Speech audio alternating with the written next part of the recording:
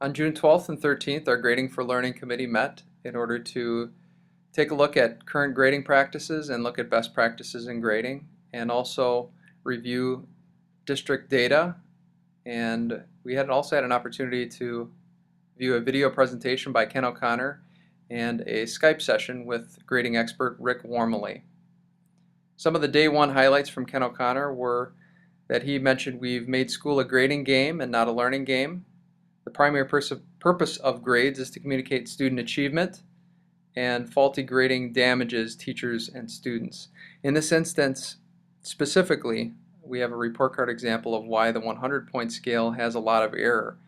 We talked about an example where a student had 10 grades and one low grade, and that low grade dropped the overall grade down for that student by 2 letter grades. So we'll have more conversation about our grading scale and what needs to be refined with that.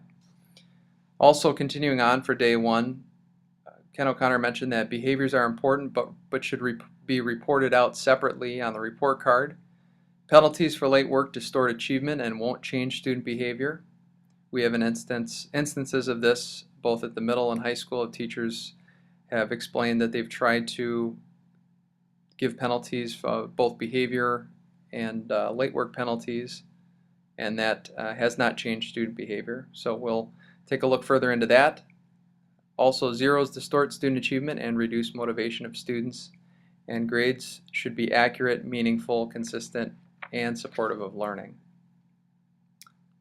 Also on day one, we looked at our 14 essential questions that really focused our work for the 2 days, and we worked in committee groups of elementary, middle, and high school teachers and parents and also administrators, and used the work of many grading experts.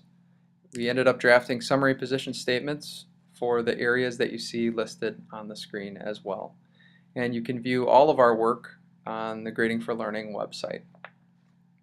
On day two, we looked at data analysis, and on this day we examined the teacher grading survey responses and compared that to the best practices in research. We also reviewed current assessment practices, and we finally concluded that there's great variance in practices.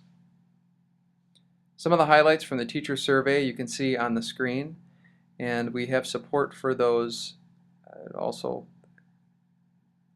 evidence from best practices on things that we need to refine. We also took highlights from the teacher survey at the middle school level. You can see on the screen the results from some of the highlights from the survey, as well as the best practices evidence listed underneath each of those pieces of data.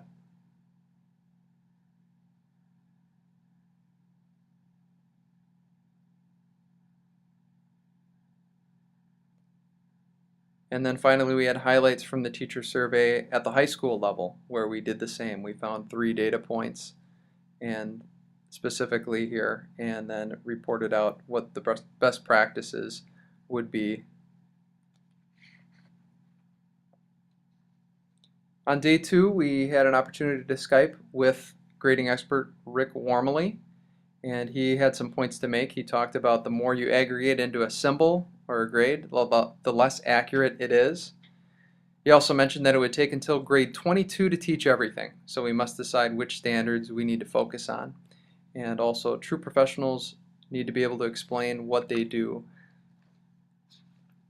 Also, continuing on from day two, Rick Wormley said, "My thoughts on when you don't allow late work to be turned in when you die." He thought that this was so important that if you're going to assign something to a student and it focuses on standards and benchmarks and it's important enough for them to complete, then they do need to turn that in. He also talked about a 0 does not teach, and then also the more accurate grades, more accuracy in grades with the standards-based approach. What do we need to do in terms of looking back and also looking ahead? We really can't dwell back on the feedback from the previous slides, but we do need to use it for true reflection.